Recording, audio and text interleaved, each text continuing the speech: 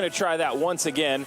We just want to welcome you to the live stream. My name is Bill. I want to welcome you here to Kensington, Birmingham. We're so glad that you're joining us. Whether you're on Facebook, whether you're on YouTube, whether you are on our website, we are so glad that you are with us today. We have a great service for you today as we kick off our foundation series, and we're going to get started in about 2 minutes. So why don't you take a minute, grab your coffee, get comfortable, and in a few minutes, our team is going to lead you in worship.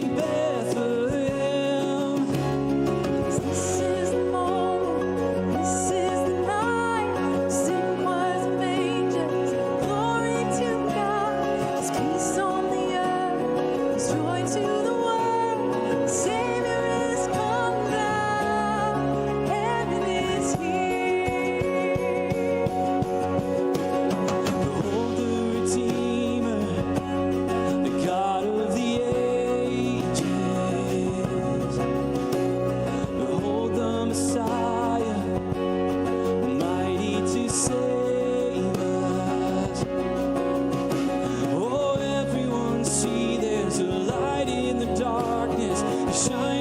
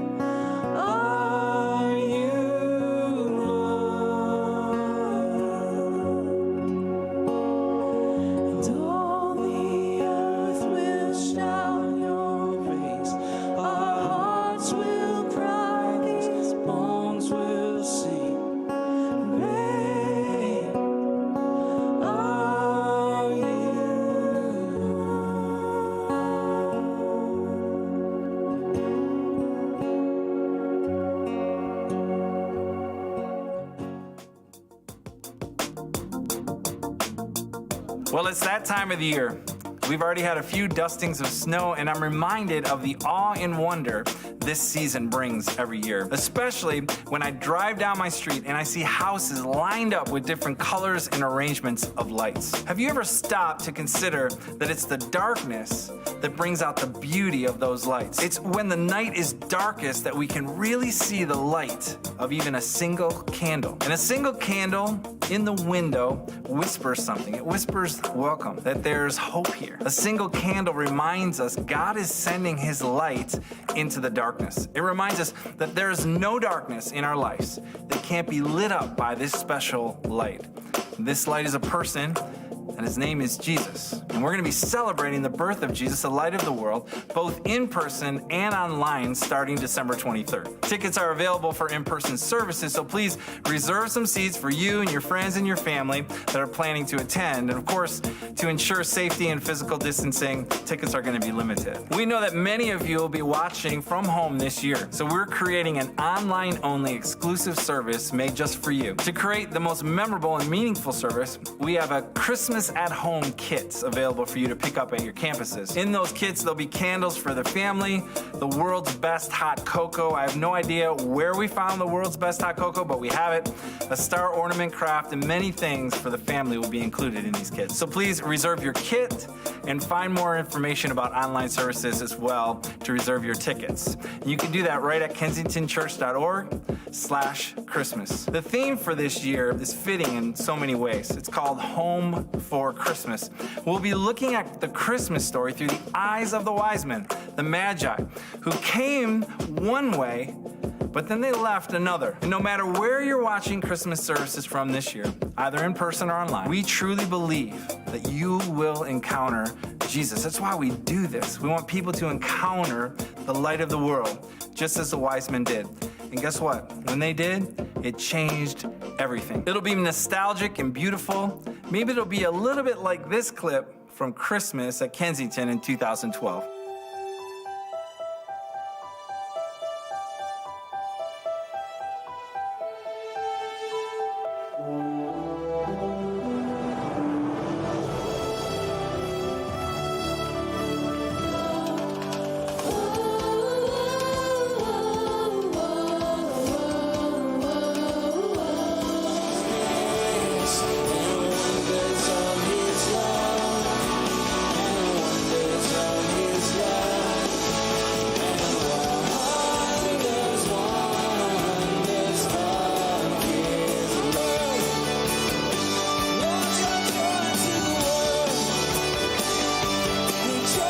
Man, there's something about looking back at the past with fresh eyes. Today kicks off a brand new series that we're calling Foundations, and I'm super excited about this series because together we're going to explore the beginnings of Kensington, the way that God grew and shaped this community, and we're going to be hearing from each of the founding couples. And today we're going to kick it off with Mark and Callie Nelson. You know, Mark and Callie have a very, very special place in my heart, in my wife Amy and our family. Mark really took a chance with me almost 20 years ago where he hired me to come on staff, and I was so new in my faith. I look back now and I cannot believe that he actually did that. But he brought me on staff and he walked with me and really did disciple me and train me in the ways of arts, in the ways of church, and more importantly, in the ways of Jesus. So I just owe so much to Mark and Callie, and I'm so grateful that you get to hear from them today. So sit back, really take in what God is going to do today. Thank you for joining us.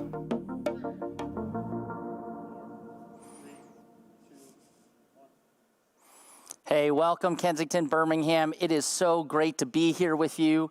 I'm so excited about this series called Foundations, but before I jump into that, I just want to talk about Christmas here for our Birmingham campus. You know, as you heard in the video just before me, you heard about our Christmas services, and right now you know that we're not in person right now, we're just live streaming, and as we're in this season of live streaming, one of the things that I want to let you know about is that what we have done is we have rented out the Imagine Theater so that we can watch that digital digital experience on the big screen together. And so we want to invite you out. If you are comfortable with joining us at the Imagine Theater on Christmas Eve for 2 of our services, it will be an incredible time together that we get to experience Christmas as a community. And so we're looking forward to that. Now today we are in this series called Foundations, and we're going to look at, over the next 3 weeks, 3 of our founding families and their stories of how they shaped this community, how they heard from God, and how they stepped out in faith. And today we're talking about Mark Nelson. Now you may not know Mark Nelson, but I want to tell you a little bit about him. He was the visionary point leader for our arts for over 25 years. For over 25 years, he helped shape that community, and we're so thankful for him and the ways that he led us. And one of my favorite quotes that just kind of speaks to the power of art is from Dan Allender. This author, speaker, and therapist, he said this: art and music can speak to the graves of the human heart and soul that are the spoken word cannot reach. See, sometimes we recognize beauty. We recognize the beauty of a moment through art. You know, as I was traveling a couple years ago with Steve Andrews, I remember as we're walking through Israel, you know that saying, like, stop and smell the roses, stop and smell the flowers that are around you? Steve didn't just stop and smell every flower. He stopped and took a picture of their complexity and yet simplicity. But what he would do every single time he would see this picture of a flower, he'd go, I want you to see this. I want you to see how beautiful it is. Because there's something that happens in our hearts when we embrace a moment where we know that God can take a moment, just one moment, to move our hearts, to move our souls, to move us in a way that leads us to believe that there's something powerful, significant, beautiful in the world, and that we get to be a part of it. And the reason why I think God does that, even with the simple and complex creations like a flower, is because he wants to speak to our hearts, because the creativity of a creative God is instilled deep within our souls. Look what it says in Psalm 19. The heavens declare the glory of God. The skies proclaim the work of his hands. Day after day they pour forth speech. Night after night they reveal knowledge. They have no speech. They use no words. No sound is heard from them. Yet their voice goes out into all of the earth. Their words to the ends of the world. And in the heavens, God has pitched a tent for the sun. It rises at one end of the heavens and makes its circuit to the other. Nothing is deprived of its warmth. There's something so powerful about creation because it reflects the creative God who loves us, who cares about us.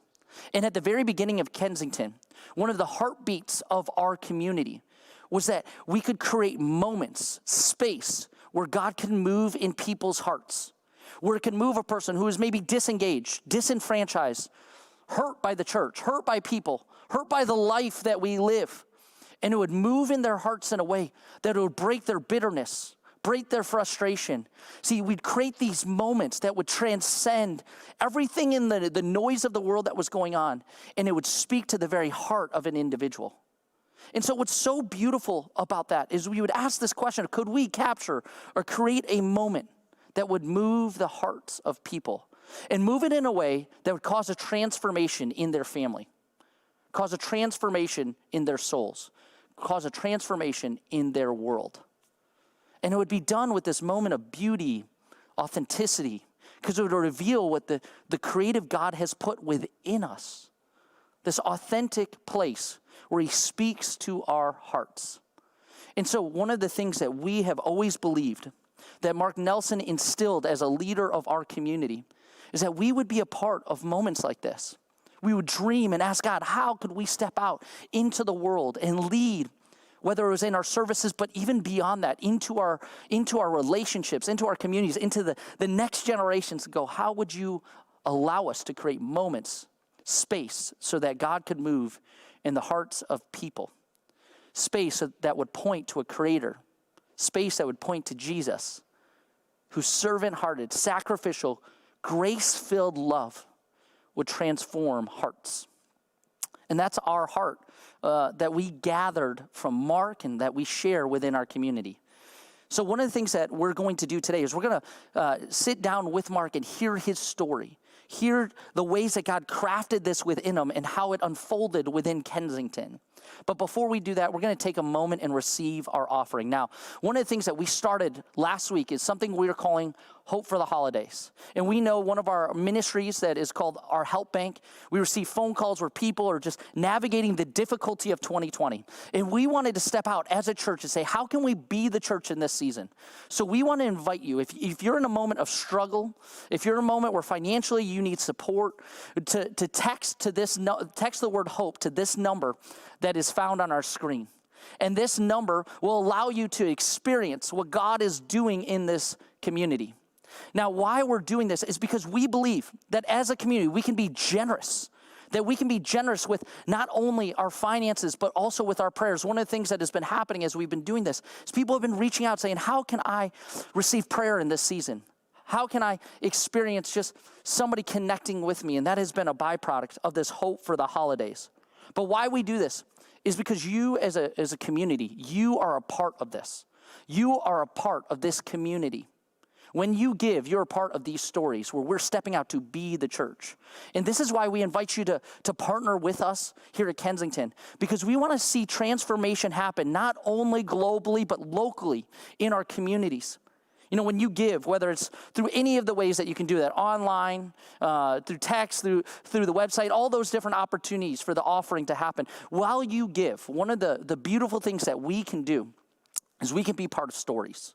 Stories that are happening in Nepal where people are being rescued from trafficking. Stories where clean water is being delivered to the Pokot. Stories of this community where we're moving out into the world. And so I invite you to be a part of that with us. Invite you to give as you're a part of this community and believing that God will do something incredible. So as we lean in to Mark and Callie's story, I want you to kind of wrestle with this question. What is God sparking in me? What are the moments I get to be a part of to create space for God to move? I remember as like a teenager, not sleeping well at night, being concerned or worried, but I had a relationship that was very private with God. Never talked with anybody else about it, but it was real. And quite often I would get up middle of the night, 2 a.m, and go walking down our long driveway to Coulter Road. And I remember praying, just talking with God, and tears running down my face. I remember seeing stars through the tree canopy. I would sing, "How Great Thou Art," because I knew that song from going to church, and that's how I felt. I was just amazed, just an immense love for beauty, the power of creation, the wonder of it. And I think I kind of developed that childlike heart.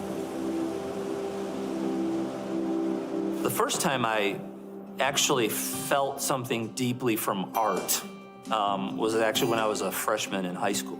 My mom, she made me play in the band. And I was terrible. I mean, I did audition. Everybody had to audition, and I got last chair trumpet, just a total embarrassment. But the guy that was the director that year, his name was Joe Dobus, University of Michigan graduate, rookie teacher, came in, and he was convinced that music was the greatest thing ever. And that it wasn't about playing notes, but it was about getting to feel it, to create an emotional expression that was meaningful. We're all just like, yeah, whatever, dude.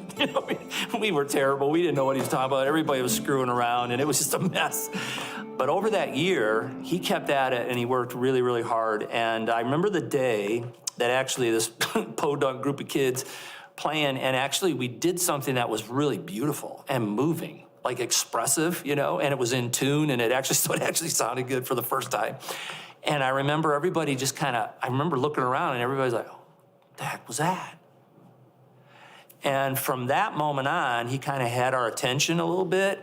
And over about a 3-year period through high school, he developed a program where a great number of kids were getting, they were going to the big universities on music scholarships and stuff out of Lapeer, Michigan. My bar for excellence in all things, I didn't even realize it had happened, but I would compare Joe Dobus as a teacher to my football coach and to my biology teacher and anything else that I was kind of evaluating. So I went to college as a music major and ended up teaching my first year out at Oakland Christian School. What was interesting is the very first time I was troubled by the fact that it looked like if you were a follower of Jesus, if you're a Christian, that you had to kind of make a choice to be in a lesser camp But if you were going to be really good, you couldn't really stay in that camp. You had to kind of go to the secular university and pursue this, because that's where the really great stuff was.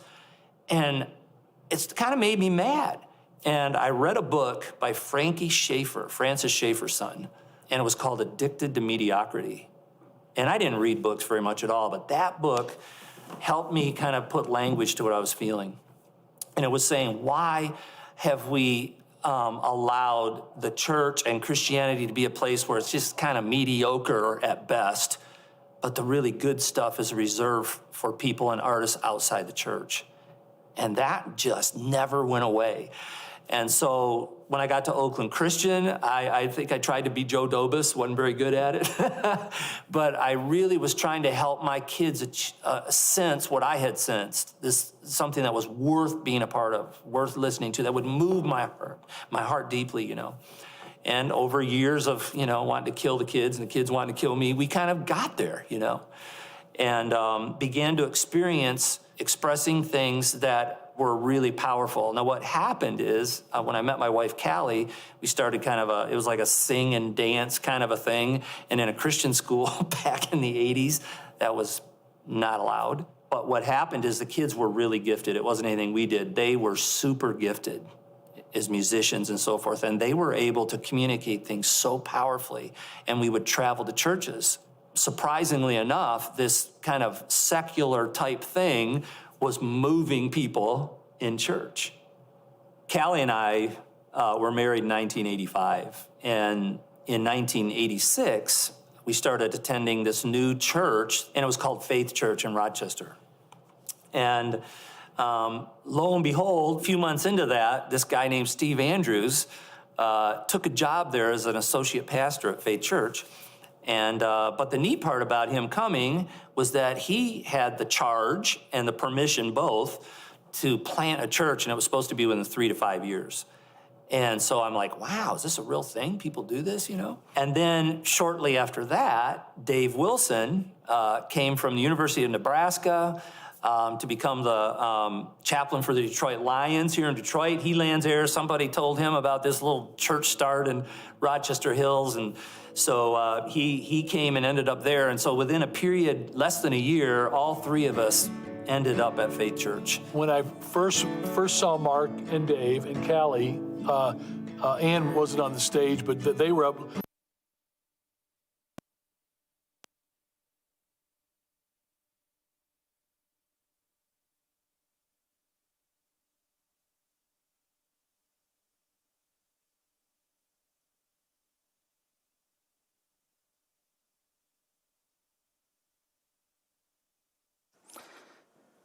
Hey, Kensington, give us a moment while we step into this technological issue that just happened with the video, and we'll be right back.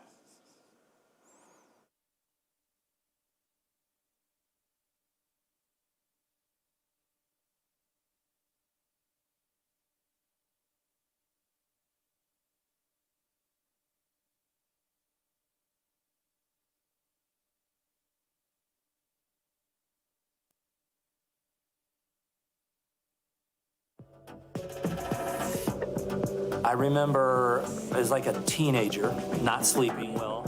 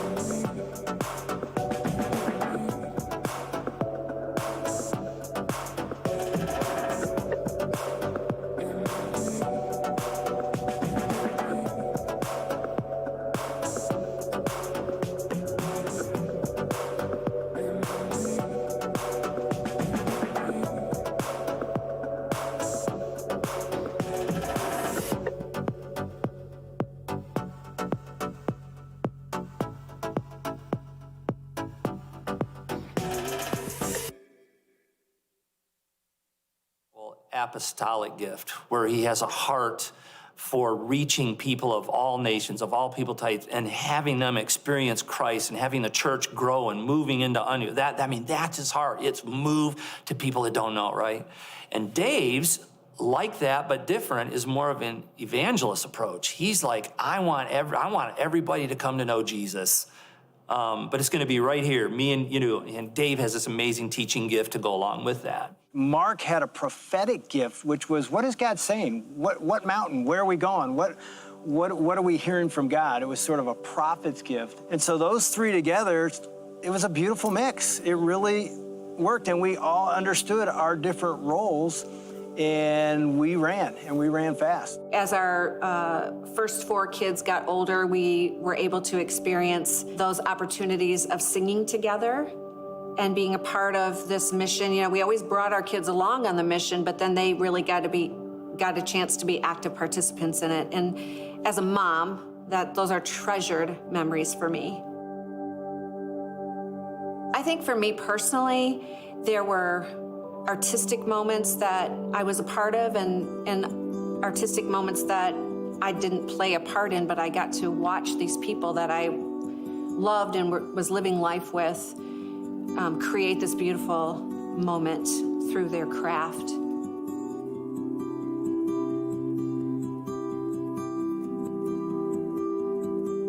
To actually step out in obedience to what he's asking you to do when you're like, I don't know how in the heck this is going to happen. That's what he did on a weekly basis. I think probably my fondest memories are the times when our whole team was literally sweating bullets when we came in for a rehearsal that morning, because we knew that, whoa, this could go really bad.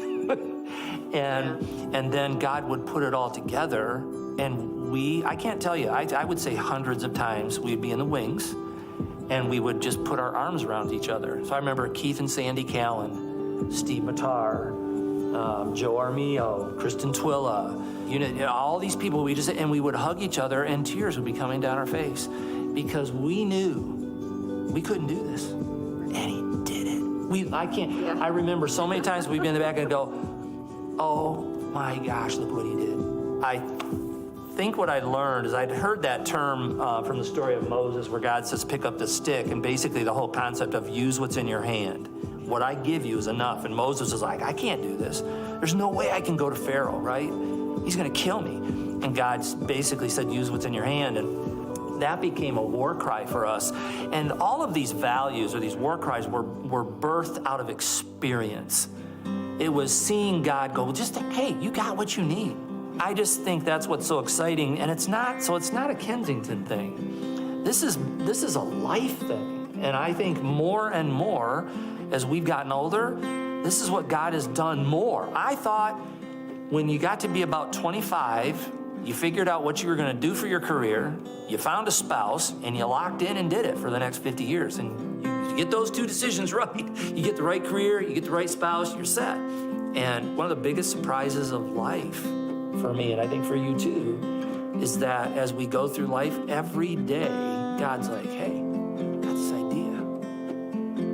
And it's bigger than me. And I don't want to do it. And I can't do it. And he's inviting me into that every day. Why?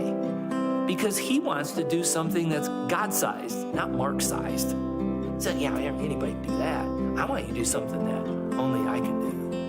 And that's been our experience over and over and over, whether it's Kensington Services or if it's our family. He's always, regularly, daily calling us into something that without him, I can't do it. Everybody who's at Kensington now is on an adventure. And none of us, the adventure is Kensington. Kensington's not the adventure. It's Jesus that's the adventure. It's Jesus calling you and your unique created being that he made you into something in partnership with the Holy Spirit that could never be done by another person, never will be done by another person. That's our excitement for people, every person, that they would find within. Some of them, they're going to have that adventure at Kensington. Some of them are not. And it doesn't matter. What matters is that we can get to a place where we can surrender with no agenda and say, God, have me. Here's my life. Here's my life. You lead me. I'll follow. Well, wait a minute. I can't afford that. I don't have the resources. I'm scared to death. I hate that. I'll follow. And when we do that, it's going to be amazing. It's going to be Kensington in 10,000 different iterations. Kensington, as we knew it, it's already happened, and it will never happen again. So I hope nobody tries to duplicate that. Right. It's not supposed to be duplicated. That was for us. That was our adventure.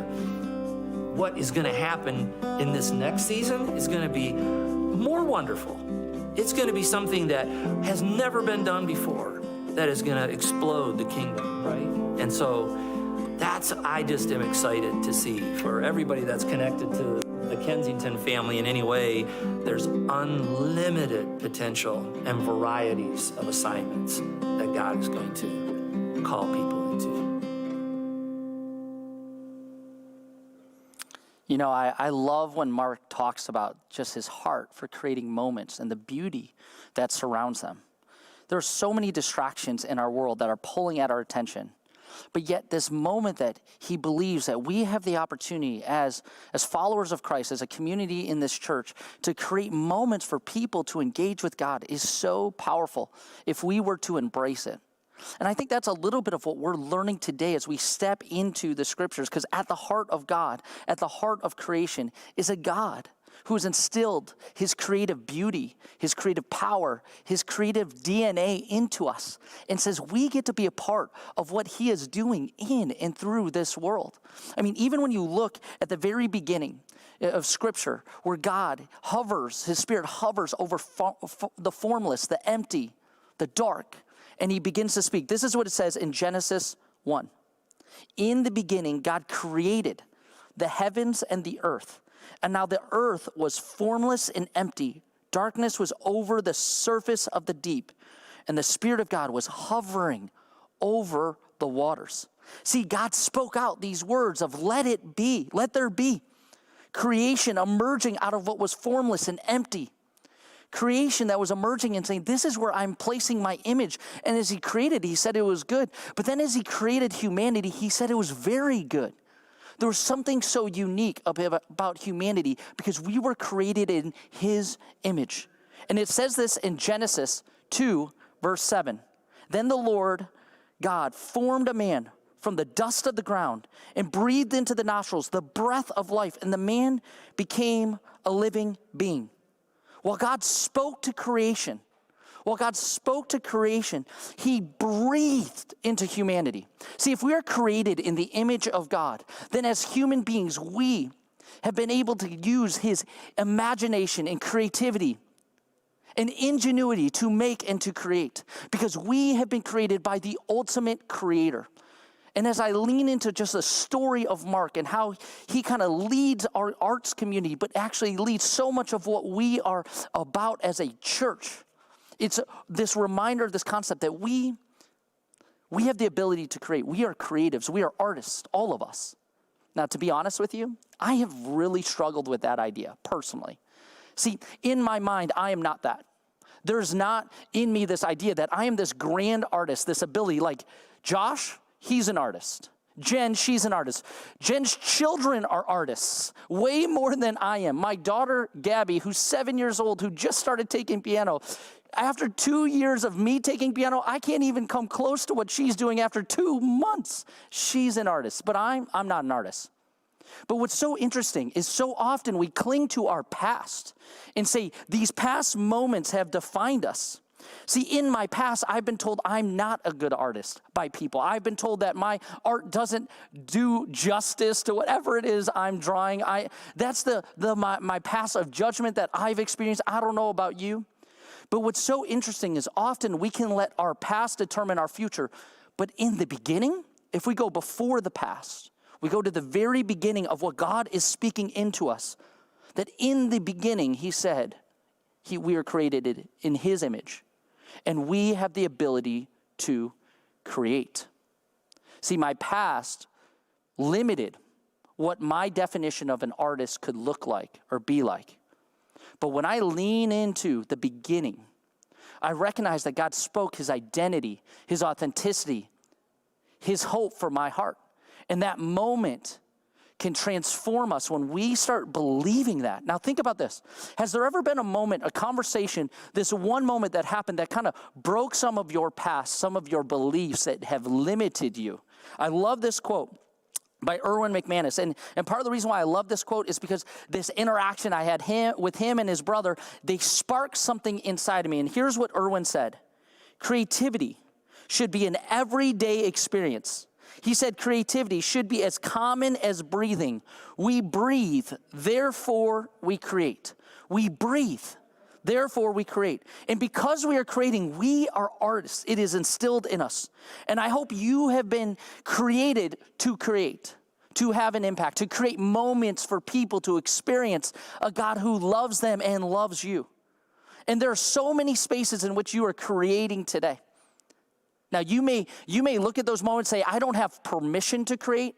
I don't feel like I have the ability to create, but there's something that can spark a change inside of us. For me, it comes down to this notebook. See, I got this notebook. It's kind of this unique notebook. The front of it says an artist's notebook, which when I got it, when I received this at this conference I was a part of with Erwin and Alex, I didn't think I deserved to actually hold it or utilize it because I'm not an artist. I was letting my past define me. But what was so interesting about this blank page, it was like this canvas that I was able to create on, to share on. And it was really hard because I'm used to lines, right? Like, I don't know if some of you are like that. Like, you're like, I follow the rules. I stay within the lines. That's how I was always writing. You write top to bottom. You follow the rules of the booklet. And they also had no pens at this conference. They only had colored pencils, which I was like, what am I going to do with these? But it was this notebook that sparked something in me. It was so small yet so significant. It was a moment that was created that caused a move in my heart to realize that God is instilling his creativity into you and me. And so I began to write in different ways, and it began to spark something in me that there could be something more possible in my heart. And the question that I have for you, and why I show you that, is that you may have a title of a father, mother, spouse, brother, sister, lawyer, doctor, whatever it is. You may have those titles, but in the end of it, you have a canvas to create on. What is your canvas? See, your canvas may look different than mine, but your canvas is something that God has instilled within you to create. See, what happens is when we create moments that can cause a move in the hearts of ourselves and our community, there's something that happens that catalyzes a momentum of change, of transformation that can actually reach generations. And the beauty of those moments is they always start with somebody embracing their canvas. What is your canvas? What is the canvas that God has placed before you that maybe you've even pushed off the side? He's going, you are creative here. You are not just defined by those labels. Because here's something powerful if you embrace this idea that you have creativity instilled within you.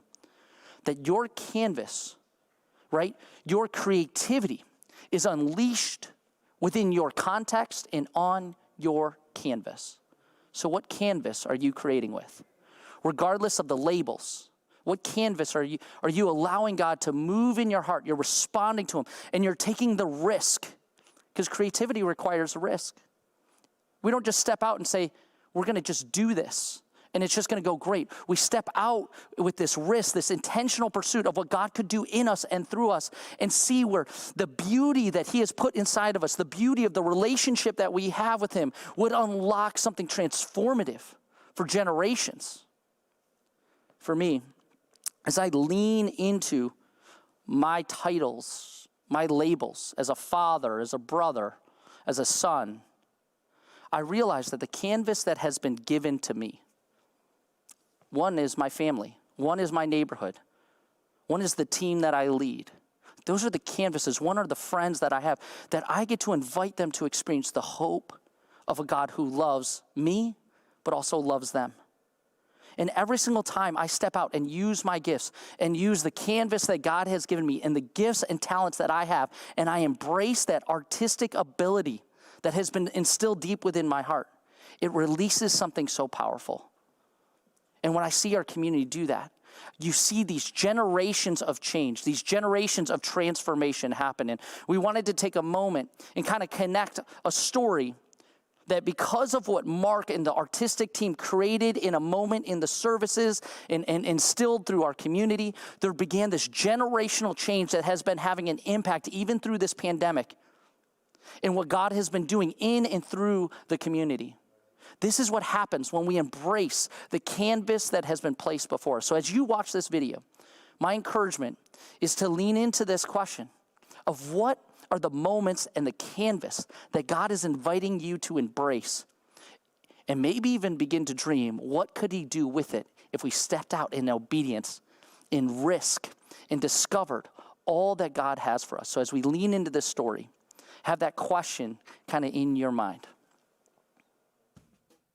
I was a student in the very first class of the Kensington School of Arts back in probably 1997. Through the School of Arts and with Mark Nelson being one of my mentors, I started to kind of see this bigger vision for what these passions that I had for music. One of the foundations of the School of Arts was that you're a child of God, that you're loved by him, and anything that you create should come out of that. So after I graduated college with my music degree and I got married, we ended up here at Kensington again. And I started out as a music teacher for a program that was called New Community Kids at the time. We met on Wednesdays, and it was this arts program where we would coach the kids over the course of like 12 weeks. And then over time, Mark Nelson, who was directing it, ended up having to take on another role and was looking for a director. And so I stepped into that role. Opportunities started to unfold for us to expand and grow to other locations, other campuses at Kensington. And the real turning point was when the schools came to us and said, hey, we're really in need of some supportive arts programs. Could you help us? And we thought, okay, let's replicate what we do. Let's try it out. So we kind of went all in on this vision that we felt God gave us, and we changed the name officially to Kaleo, and it means to invite.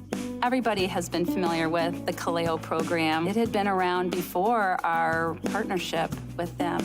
But at a point, we just saw the need really to invite our school partners' kids into this beautiful program. We took a risk. Renee took a risk in saying, yes, this is important. And so we have had this beautiful relationship with our school partners where we have kids from the campus and kids from our schools who are doing Kaleo Kids Together. And actually we've had, at one point, up to 4 schools that were hosting the Kaleo program. And so our schools were really welcoming in having the campus kids and their kids working together. We were really nervous the first time we went in, mostly because these kids really hadn't done anything like this before. And, we come in with our, loud music and we're getting them moving, and we're not hard on them, but we do challenge them and we keep them, on their toes the whole time. And we didn't really know if they would love it or what they would think. But by the end of the session, to watch these kids come in literally asking, like, what is a dance class? Are we gonna wear tutus and ballet shoes? To, in the end, learning an entire piece and going up in front of their whole school and confidently dancing and feeling proud of what they did. It was such like a joyful thing for everybody. Even the teachers just were shocked to see some of their kids up there leading. We wanted them to have a bigger vision that when you know who you are, which we believe you are a child of God, and we really wanted kids to understand that. So it's really fun because the arts kind of can open up something in a child that might not show in other ways. And so when you have this team of people that love God and they're listening to God in the moments to say, hey, what can I do to help reach or connect with this kid? It really becomes this amazing opportunity for God to create something that we would not have seen otherwise. We actually hosted a songwriters workshops for 2 of our schools for 4th and 5th graders. And the song lyrics that came out of those sessions were truly amazing. I mean, themes about beauty in our differences. We're stronger together. There's color in our emotions. I mean, just really big feeling and topics for kids in 4th and 5th grade. And they were just amazing. The kids loved it. Whenever we'd come in, they'd say, when are the music people coming back, But it gave voice. It gave them a way to express their feelings, their ideas, their thoughts, their voice. Our dream would be that we would be able to expand in these schools, offer more programs to the kids there. We get asked by teachers all the time, can we take on more students or, move on to this school? But really, it's the relationship piece that we're really passionate about, and so I think that would be the dream. Renee's passion, not only for the arts, but for the kids and bringing kids and people together, is just, it's contagious. Her joy and her love for this is truly contagious. We had a student a while back who had been in our program for years, and it was his 5th grade year that he actually auditioned and received one of our lead roles, and he hadn't really had one before. And it was kind of one of those risks as a director and as a teachers. We were like, I think he's ready for this. Let's give it a go. We all felt, that this was his time, and he really did an incredible job. And the cool part of the story is the mom came back to us later and said that this was such an important mark for her son, who had Asperger's, which we didn't even know, and was really struggling, and had entered into the school one day to volunteer, and the lady at the front desk said, hey, you should go in the cafeteria. He's up there doing announcements for everybody right now. And she was just completely blown away that he had come, so far, and just his confidence and his just, even just to be himself among his peers. Before the pandemic, we had about 6 locations in different schools and at different campuses, and we're reaching about 300 kids at the time. And now, since the pandemic, we've had to really adjust and kind of recalibrate our program and pivot what we do. And so we've just been really creative and, try to have some fun with the limitations. And we've done some crazy things. We've done Clio Prize Week, where we put these YouTube videos out. And at the beginning of the pandemic, we did them every day, where kids could go and learn a skill and submit something that they create after it. And we would draw names and send prizes to kids. And we sent tons of ukuleles out to students and gave them free lessons on YouTube, which was a fun way for them to look back and say, hey, I learned a new skill over my quarantine. We also decided to move our programs outside this fall, which was really crazy. We are not outdoorsy people, but we made it happen, and we had the kids meeting outside. We found creative ways to space them out and do their dancing and their drama. They didn't really miss any part of the Clio magic this year. Somehow we were able to do it. And we filmed all their pieces. So we would film their performances and put together a big show. I want the students to know how loved they are by God, how special and unique they are.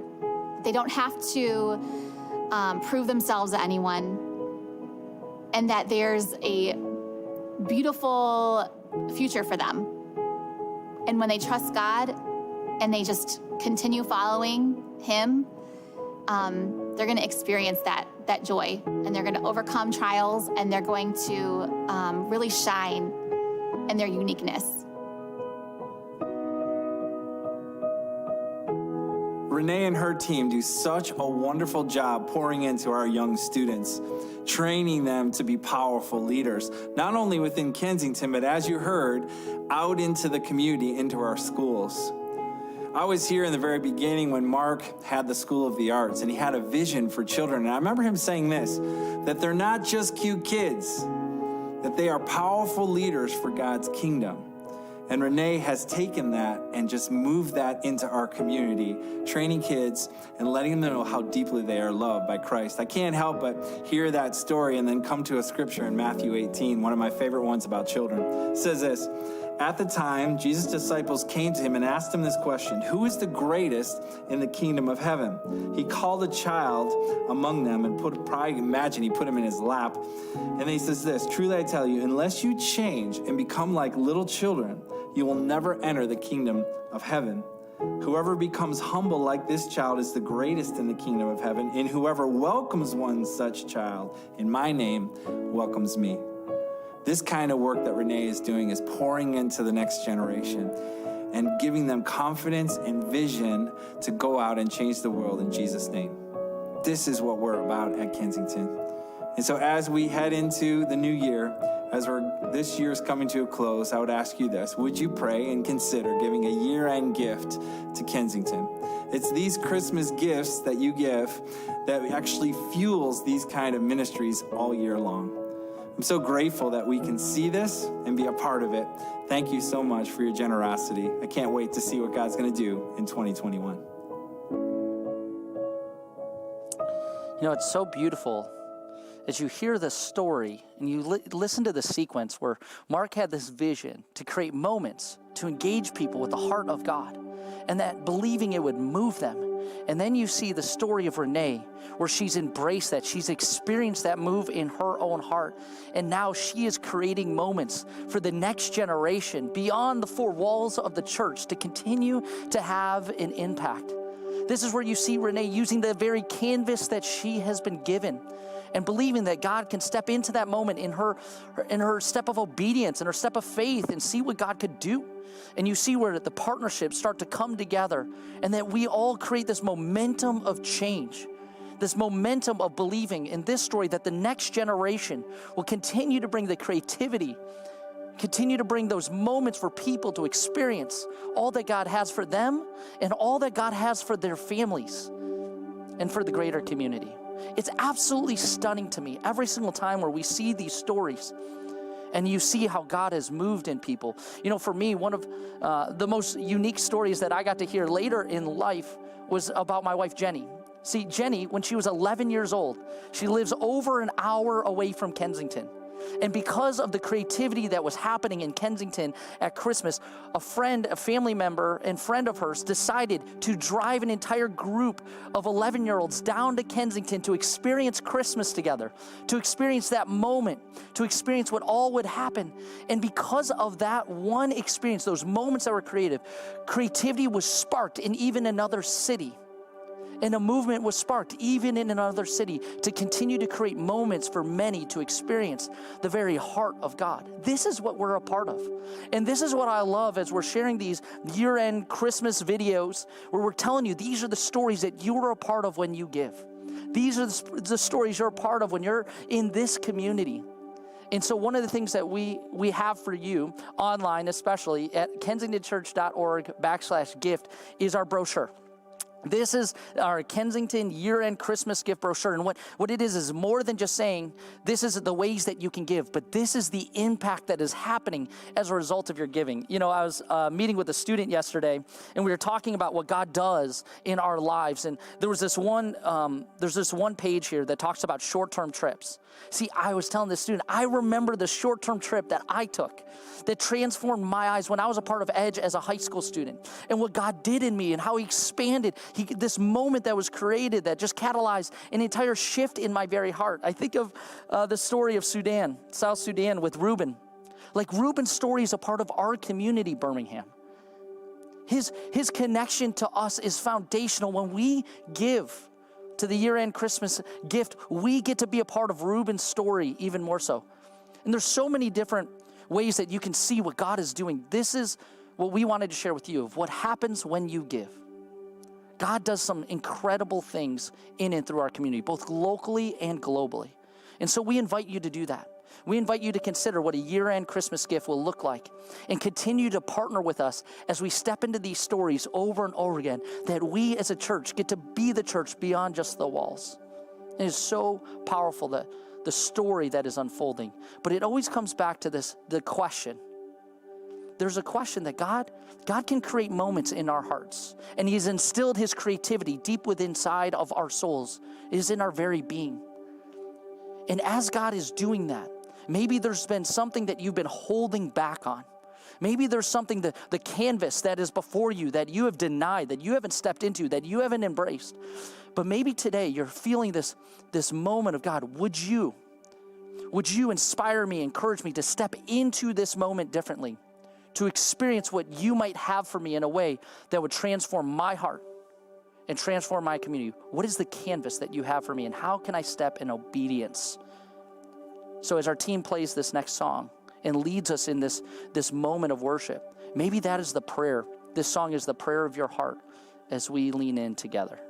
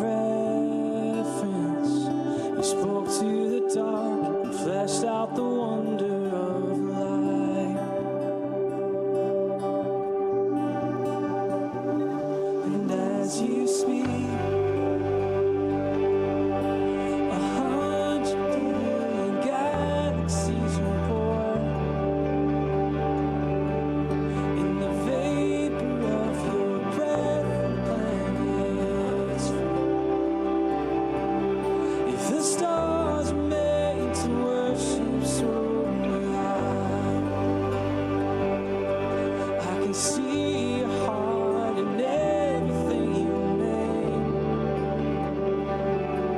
Every burning star is a signal fire of grace.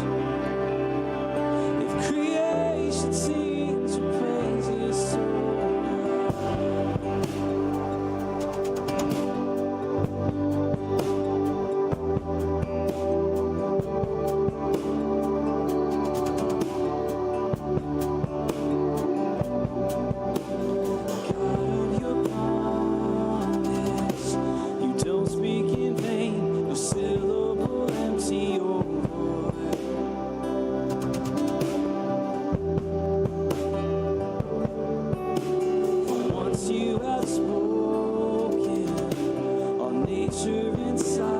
follow the sound of your voice,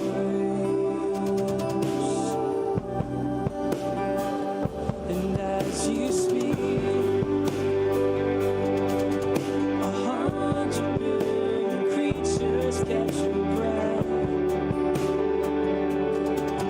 evolving in pursuit of what you say. Nature so alive. I can see your heart in everything you say. Every painted sky is a canvas of your grace. If creation still obeys you so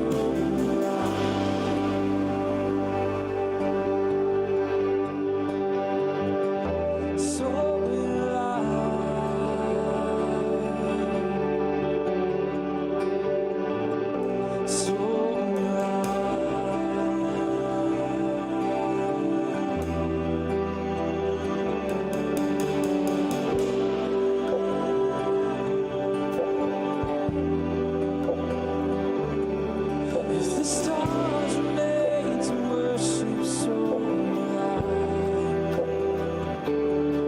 If the mountains bow in reverence so alive. If the oceans roar your greatness so alive. For if everything exists and lifts you high.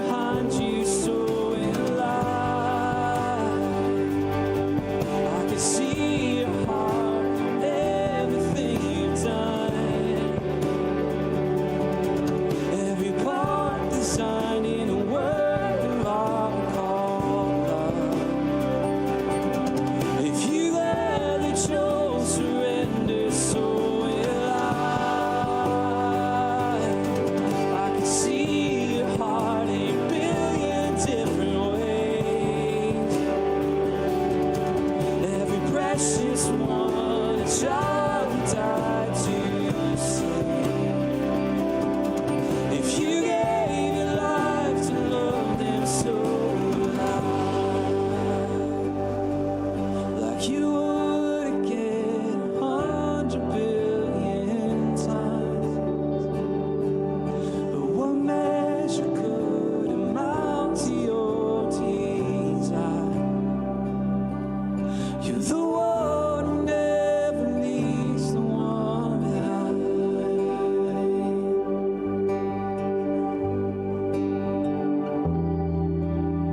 What a beautiful morning as we hear about creativity and as people who serve the Creator, the most creative one in the universe.